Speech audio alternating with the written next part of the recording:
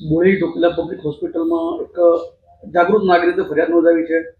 ખાસ કરીને ઉચાપત થઈ હોય તેવા આરોપો અને કેટલાક મૃત જે ટ્રસ્ટીઓ છે છતાં પણ ચાલુ રાખેલા છે એવા એવી પણ જે ફરિયાદ છે તેમાં રજૂઆત છે.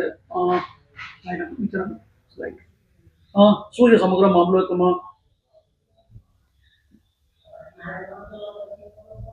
છોટાઉદેપુર જિલ્લાના બોડેલી ખાતે આવેલી બોડેલી ઢોકલિયા પબ્લિક હોસ્પિટલ એટલે બોડેલી અને જિલ્લાની સર્વશ્રેષ્ઠ આરોગ્ય સંસ્થા છે.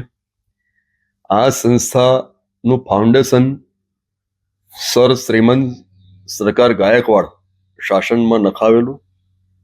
એટલે આ સંસ્થા સર્વોત્તમ ને ઉત્કૃષ્ટ સંસ્થા છે, પરંતુ કેટલાક સમયથી આ સંસ્થામાં ગેરવહીવટ ચાલતો હતો અને એના સંદર્ભમાં હોસ્પિટલના પૂર્વ ટ્રસ્ટી રહેલા નીતિનભાઈ ચોકસી ઉર્ફે બાબુભાઈ ચોકસીએ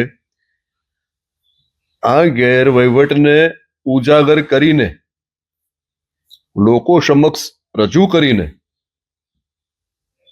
ફરિયાદ પોલીસ સ્ટેશનમાં આપેલી, પરંતુ દુર્ભાગ્યવશ પોલીસે આ ફરિયાદનો સ્વીકાર નહીં કરેલો અને બાબુભાઈએ નામદાર બોડેલી કોર્ટમાં જવું પડ્યું આ ફરિયાદ દાખલ થાય તે હેતુ. અને સદભાગ્યે સત્ય પરેશાન થાય પણ પરાજિત ક્યારેય નહીં. એ સંદર્ભમાં નામદાર બોડેલી કોર્ટે બાબુભાઈની આ ફરિયાદ દાખલ કરવા માટે બોડેલી પોલીસને હુકમ કર્યો અને ગઈકાલે 8 ડિસેમ્બર 2025ના રોજ બોડેલી પોલીસે બોડેલી ઢોકલિયા પબ્લિક હોસ્પિટલના કહેવાતા જે આ 4-5 ટ્રસ્ટીઓ છે, કંચનભાઈ પટેલ સહિત એમના જે 3-4 જે એ મળતિયા છે, એમની સામે ફરિયાદ દાખલ કરી અને ફરિયાદ નામદાર કોર્ટના હુકમ મુજબ થઈ છે. એટલે ખૂબ સોલિડ ફરિયાદ છે. અપેક્ષા એવી રાખીએ કે આમાં ગેરવહીવટ પકડાય અને આપના માધ્યમ દ્વારા હું પોલીસ વિભાગને પણ વિનંતી કરું છું કે આમાં ચોક્કસ તપાસ કરવામાં આવે અને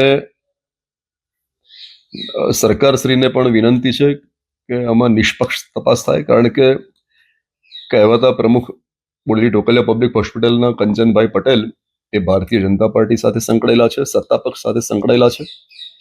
ઉપપ્રમુખ પણ હતા કે છે એ ખબર નથી, પણ ઉપપ્રમુખ તો હતા જ. એટલે એવું કહી શકાય કે આમાં નિષ્પક્ષ તપાસ થશે તો આ સર્વશ્રેષ્ઠ જે સંસ્થા છે બોડેલી ઢોકલિયા પબ્લિક હોસ્પિટલ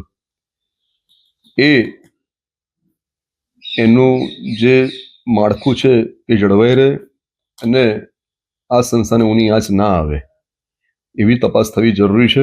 આ હોસ્પિટલમાં સરકારી ગ્રાન્ટ પણ આવે છે, એટલે ખૂબ જ શ્રેષ્ઠ તપાસ થાય અને ગેરવહીવટો પકડાય એવી પણ અમારી માંગણી છે. Thank you very much. Dilubhai Thakkar, Chhota Udepur જિલ્લા આમ આદમી પાર્ટી ઉપપ્રમુખ.